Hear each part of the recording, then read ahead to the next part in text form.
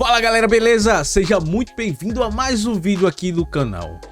Tá bom. E nesse vídeo vamos ver lá as perguntas que foram feitas para os inscritos, né? Os inscritos fizeram as perguntas lá do canal Anime no Kokoro. E vamos ver tudo sobre o Attack on Titan, tá? É o primeiro vídeo que ele vai responder essas perguntas dos inscritos e a galera lá, sabe que a galera lá é exigente, a turma quer saber mesmo. Beleza? Então, se você não é inscrito ainda nesse canal, fique à vontade para tomar aquele sorinho e virar um titã. Aquele titã doido,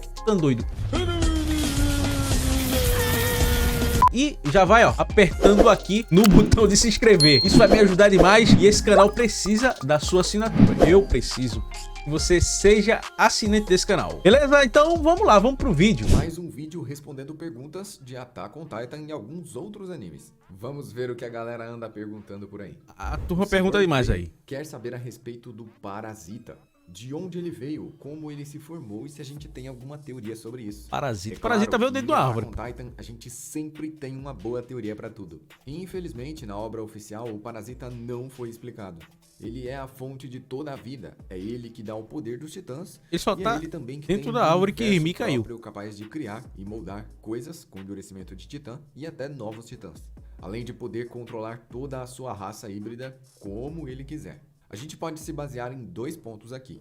O primeiro, e na minha opinião, o melhor de todos, é que esse parasita veio de outras obras do Isayama. Isso porque, e tem muita gente que não sabe disso, o Isayama tem outras histórias, não tão famosas quanto Attack on Titan, mas algumas delas realmente têm menções a gigantes e a tecnologia. O próprio One Shot de Attack on Titan se passava em um cenário tecnológico pós-apocalíptico. Ou seja, a humanidade evoluiu a um ponto tão grande que eles desenvolveram os titãs e os titãs os destruíram. Dessa forma, esse parasita seria um subproduto, um experimento da antiga tecnologia que destruiu o mundo com um exército de zumbis. É claro que todas as histórias do Isayama são uma completa tragédia de sofrimento e dor, assim como Attack on Titan. E é claro que essa, pelo menos na minha opinião, é a melhor de todas as teorias da origem do parasita. Pode ser, né? Ele vem de uma civilização que já deixou de existir há muito tempo atrás. A segunda possibilidade é que ele é um alien. Isso resume as coisas de uma forma bem simples. E eu, sinceramente, É um resumo não muito gosto safado dessa ideia. O Gabriel Games perguntou se os portadores do Titã Fundador podem trocar de forma, ou quem sabe convocar outros titãs. Na verdade, o voto de renúncia de guerra torna o Titã Fundador um dos titãs mais fracos. Isso porque ele não consegue fazer nada. Ele só pode cumprir atos que estejam de acordo com a paz, e nada além disso. Enquanto ele está preso por isso, ele não pode cumprir tudo. Mas o que pouca gente sabe é que além disso, existe outra limitação.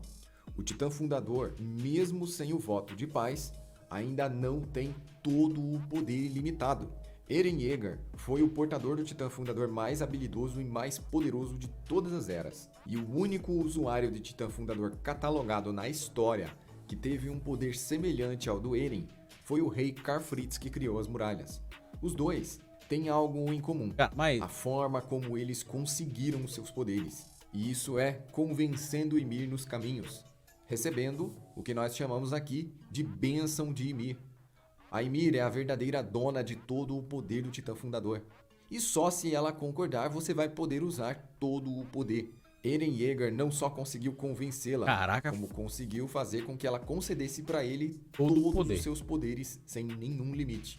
Sendo assim, nem todos os portadores do Fundador poderiam fazer o que Eren Yeager fez. Não, Eren foi Eles precisariam primeiro tentar convencer Ymir, o que é algo praticamente impossível. Só o Eren com... The Good of Pirates mandou uma perguntinha de One Piece aqui. O Luffy já está em nível Yonkou? Galera, rapidamente eu gostaria de falar com vocês aqui no canal que eu tenho bastante vontade de falar de One Piece aqui, mas eu sempre encontrei uma certa limitação na entrega dos vídeos. Se você gosta de One Piece e está vendo esse vídeo, se inscreva no canal, ative o sininho. E mais importante que isso, assista a playlist, a lista completa de vídeos de One Piece aqui no canal. Cara, tem que voltar a assistir One Piece, também com One Piece. Apesar do resumo de One Piece ser um dos mais vistos do Brasil, e o vídeo de 100 curiosidades também ter ido muito bem, a maioria dos vídeos de One Piece, no geral aqui no canal, não vai bem. E eu espero que isso mude muito em breve. Sobre o Luffy ter derrotado um Yonkou e ter se tornado um nível Yonkou, eu acho que ainda não.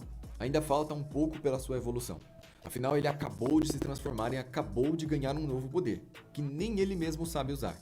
Mas é claro que quando ele estiver em uma situação adversa, correndo risco de vida, ele com certeza vai conseguir usar o seu gigantesco poder com o seu despertar, seu Gear 5 e seu emborrachamento supremo. Luffy agora é capaz de muitas coisas, mas como nós já vimos em todas as suas novas transformações até hoje, ela vem com limitações, muitas vezes limitações de tempo. E após fazer essas transformações pela primeira vez, o Luffy vai ficando cansado até ficar fora de combate. Com certeza não vai ser diferente com essa, mas com certeza ele vai dominá-la mais rápido do que as outras. Eu não estou dizendo que o Luffy está fraco, de forma alguma, ele está muito mais forte do que nunca jamais foi. Acontece que ele ainda não aprendeu a controlar seus poderes na totalidade, e eu digo que ele nem aprendeu a usar todos eles ainda.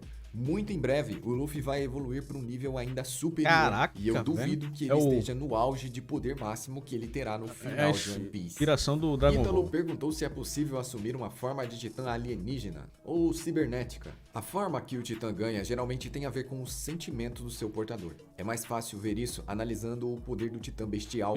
Afinal, quando a pessoa se transforma em titã, ela se torna o animal com que ela tem uma ligação mais íntima. O Titã Martelo de Guerra e os outros também assumem aparências semelhantes a alguma coisa ou característica do usuário, e depende muito de cada um. Com certeza não seria impossível chegar a esse nível, mas isso é uma coisa muito específica, e nós temos poucas informações oficiais. A galera não tem, não. Já que tudo que nós podemos fazer é teorizar. País sem nada, sem tecnologia avançada. A próxima pergunta é se os titãs puros das muralhas têm outras propriedades além do endurecimento branco de cristal. Vamos lá, você está falando dos titãs colossais de dentro das muralhas, certo? Eles têm o poder do endurecimento porque eles criaram as muralhas, isso é fato. E esses titãs colossais, ao que tudo indica, não são feitos de Eldianos. Eu já expliquei isso aqui algumas vezes no canal, mas eu posso passar rapidamente por isso de novo. Os titãs das muralhas não têm Eldianos, não tem povo humano nas suas nucas, porque quando o poder dos titãs foi desfeito, dentro deles não saiu nada, não existiam Eldianos lá dentro. E nós sabemos que os titãs guardam os humanos por tempo indeterminado. Sendo assim, se não tinha humanos dentro da nuca deles, logicamente eles não são feitos de humanos. Eles foram conjurados do absoluto nada, diretamente das areias dos caminhos. Agora. Graças a isso, eles também vieram com a habilidade de usar o endurecimento. E outra grande evidência aqui de que os titãs colossais de dentro das muralhas não têm humanos é que os titãs primordiais só podem se dividir em 9. Não é possível outro portador de titã ter outro titã colossal ou, por exemplo, terem 2 titãs colossais. Isso é completamente impossível. O fundador só se dividiu em 9 e essa é uma regra extremamente rígida que é seguida à risca. Logo, o titã colossal jamais poderia ter se dividido em milhões. Isso é completamente impossível. Os titãs das muralhas têm sim o poder semelhante ao titã colossal e eles também expelem vapor. Eles usam um endurecimento e não têm nenhuma habilidade como os titãs puros, por exemplo, de ir atrás dos humanos ou devorá-los. Eles nem sequer têm apetite humano, eles não têm interesse nisso. Tudo que eles fazem é seguir como um exército. E eles puderam ficar parados, estáticos, dentro das muralhas por muito tempo, sem nem sequer ao menos fazer barulho e sem serem notados. Esses titãs são incríveis, porque eles expelem tanto o vapor quanto o titã colossal e não perdem a sua carne. O titã colossal, caso expelisse tanto vapor assim, perderia rapidamente a sua carne e ficaria exposto, magro ou até mesmo esquelético. Eles expelem uma grande quantidade de vapor, não perdem massa, podem usar o endurecimento e são tão grandes quanto o titã colossal. Isso dá grandes vantagens sobre esses titãs, e eles são a extensão do corpo do titã fundador. Eles são o próprio poder do fundador. Caraca. Jonathan Ferreira perguntou sobre a árvore de Ymir. Se a Ymir caiu em uma árvore e ganhou o poder dos titãs, e no final da obra tem uma árvore exatamente igual à árvore de Ymir, será que isso já aconteceu antes? Será que esse ciclo vive se repetindo? E aqui, sendo bem sincero, na minha opinião, eu acho que não. O primeiro ciclo provavelmente foi de Ymir. E como eu já disse aqui no comecinho desse vídeo, eu acredito que esse parasita seja um experimento científico do passado. É verdade. Mas é claro que por esse lado, o processo se repetir a primeira teoria que ele fez, árvores e novos parasitas, isso eu acredito bastante. Eu não descarto a possibilidade de que aquele mundo esteja se repetindo ciclicamente há muito tempo. Mas isso também não foi explicado, nem mencionado. Não, mas peraí. Acontece que as páginas finais deixaram uma margem de continuação. É isso aí que eu ia falar. Isso ninguém pode negar. O Fernando César perguntou Se o plano da eutanásia tivesse sido bem sucedido, ainda existiria a possibilidade de surgir uma árvore de titã. Afinal, se o plano do Zeke tivesse dado certo e o povo eldiano tivesse ficado infértil, a batalha entre Marley e os titãs teria sido diferente. Eventualmente, caso Eren não quisesse lutar, ou caso ele tivesse sido devorado, se os eldianos de Parades simplesmente tivessem entregado todo o seu poder e as suas vidas para Marley, eventualmente o plano da eutanásia se cumpriria, e eles seriam eliminados pelo próprio tempo, sem poder se reproduzirem. Acontece que o Titã Fundador, assim que o seu dono perdesse a vida, ele passaria para um bebê eldiano aleatório. E dessa forma para uma criança, para uma adolescente e assim por diante, pegando cada vez pessoas mais velhas, afinal não vão ter mais bebês. Vai chegar um determinado momento que o último eldiano vai receber o poder dos 9 titãs. Afinal, acabaram todos. Seguindo por essa linha de raciocínio, e eu tenho que enfatizar por isso, que é uma linha agora eu entendi, pô. Eu não entendia por quê. Ou esses últimos eldianos que teriam o poder dos 9 titãs perderiam suas vidas. E o último eldiano portador do Titã Fundador com certeza se tornaria uma árvore. Isso porque de alguma forma no mundo de Attack on Titan as coisas encaminham para que esse destino se cumpra. De alguma forma essa pessoa iria parar em uma árvore e essa árvore ficaria igual à árvore de Ymir. O ciclo jamais deixa de se repetir e se recriar. Depois de ler várias vezes o capítulo final, é nessa conclusão que eu chego. Eu não consigo pensar em nada diferente disso. Caraca, velho. Ilan Texturas perguntou: pronto, então... como que o Galhard conseguiu se transformar sem fazer nenhum barulho? Afinal, ele tinha pouco espaço e poucos recursos ali para se transformar em titã sem que todo mundo notasse ele. E essa pergunta é muito válida. Afinal, ele surgiu verdade, ele surgiu do nada, do chão aí, ó. as pernas do Eren, e quando ele se transformou não foi visto nenhum raio, nenhum barulho, nenhuma explosão. A melhor explicação aqui é que ele se transformou exatamente no momento que ele mordeu o Eren. Mas vamos ser sinceros, como é que ele saiu do chão? Faltou raios, faltou efeito visual e faltou explosão da transformação. Mesmo ele sendo um titã pequeno, ele também faz barulho para se transformar. Aquele característico barulho de toda a transformação de titã. O Davi Lima perguntou: por que o corpo do Eren não se regenerou? Davi, você não é o único com essa dúvida. Eu recebo essa pergunta centenas de vezes. Eu já respondi ela em alguns vídeos respondendo perguntas. Eu já fiz vídeos sobre elas. Mas essa é uma dúvida que não sai da cabeça da galera. E estão sempre me perguntando por aí. É, porque o Armin, ela seja explicada. A galera simplesmente ele levou um tiro não na cabeça, na verdade. O Eren queria perder. O Eren não queria vencer. O Eren queria ser derrotado. Ele queria ser parado, se tornando assim um mártir. O plano do Eren era ser vencido desde o início. Caso ele quisesse se regenerar, destruir toda a aliança, destruir todo o mundo, eliminar tudo, ele tinha todo o poder. Ele poderia fazer tudo. Ele tinha essa possibilidade e estava tudo em suas mãos. Mas não era isso que o Eren queria fazer. Caso ele quisesse, ele poderia. E seria até fácil demais para ele fazer tudo isso. O Alexandre perguntou: o que aconteceria se a história tivesse devorado o Zeke e obtido o poder do Titã Bestial? Será que ela apoiaria o estrondo? Quando a história ouviu pela boca do próprio Eren, ela ficou um pouco assustada, mas depois ela acabou concordando. Ela entendeu que aquilo era algo necessário. E eu recomendo que essas partes, principalmente dos diálogos entre Historia e Eren, vocês leiam no mangá. Porque no anime, muitas vezes fica vago demais. E algumas coisas simplesmente foram ignoradas. Na Caverna de Cristal, quando Eren foi salvo por Historia, do seu pai, Historia prometeu que ficaria do lado do Eren.